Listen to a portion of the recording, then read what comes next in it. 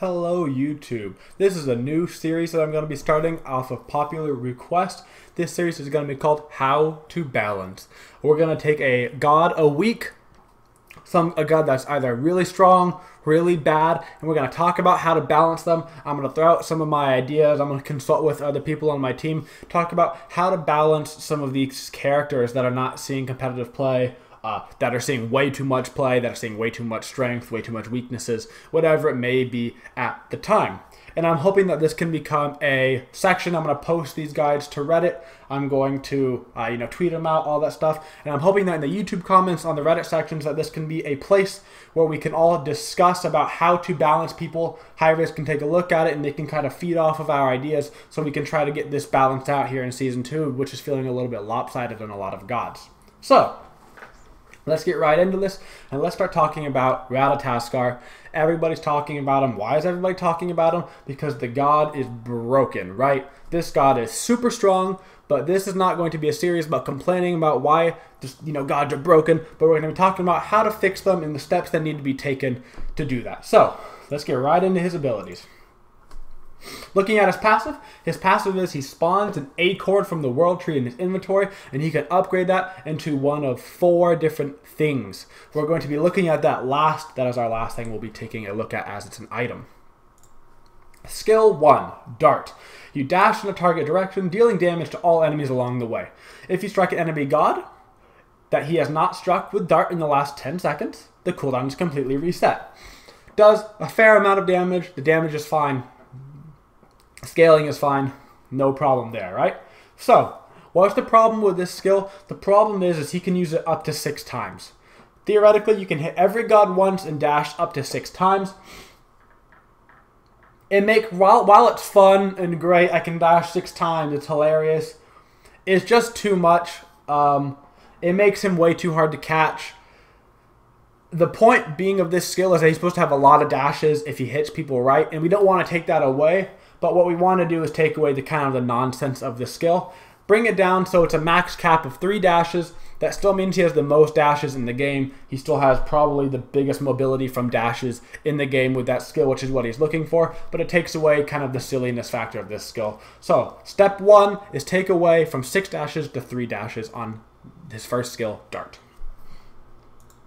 Second skill here, Flurry of Acorns. This is actually one skill that we're going to keep the same for now. This skill, while it does a lot of damage, it can slow depending on how you spec this. It's actually fairly hard to hit. It's very rewarding when you do hit it. We don't want to take away a character's kit from being rewarding. So we want this to do a fair amount of damage. It's fairly hard to hit. It's good for clear in the jungle, lane clear, stuff like that. And if you get hit by it as an enemy god, you know that you got hit by it. They played their kit correctly and they did a good job. We don't want to mess with this skill.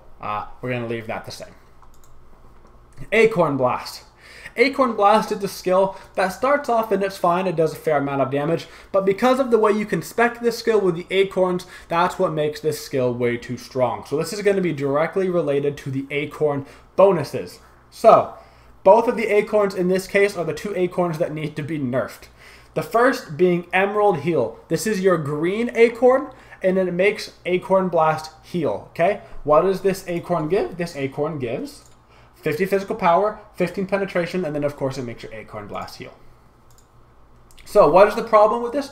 The problem with this skill is if you hit the wave with it, with all of your acorns, you can pretty much heal yourself for 1,000. It scales too much. It heals too much per acorn. You're just healing for an absolutely nonsensical amount of heal. This heal needs to be reduced probably by about 40% at least. There's no way you should be able to go from 500 health to 1,500 health with a single skill. That's just ridiculous. So yes, that skill needs to be reduced by 40% approximately on the Emerald Heal and see how that goes. Another thing that needs to be looked at for nerfs is the Sapphire damage. This is your yellow acorn, which we can take a look at. Same stats as the green acorn, 50 physical power, 15 physical penetration.